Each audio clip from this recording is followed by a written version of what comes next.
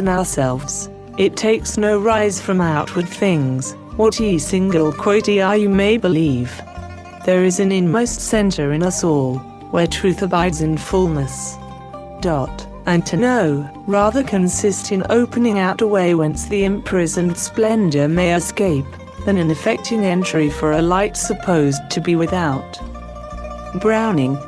Paracelsus. I think you will be interested in an instance of how a young woman shed the skin of resentment and put on a far different kind of skin. The parents of this woman had separated when she was 6 years old and she had lived with her mother. She rarely saw her father, but once a year he sent her a $5 check for Christmas. Following her marriage, he did increase the Christmas gift to $10. After one of my lectures, she was dwelling on my statement that man's suspicion of another is only a measure of his own deceitfulness, and she recognized that she had been harboring a resentment towards her father for years. That night she resolved to let go her resentment and put a fond reaction in its place. In her imagination, she felt she was embracing her father in the warmest way.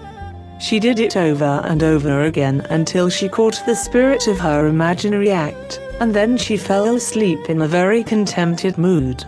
The following day she happened to pass through the fur department of one of our large stores in California. For some time she had been toying with the idea of having a new fur scarf, but felt she could not afford it. This time her eye was caught by a stone marten scarf, and she picked it up and tied it on.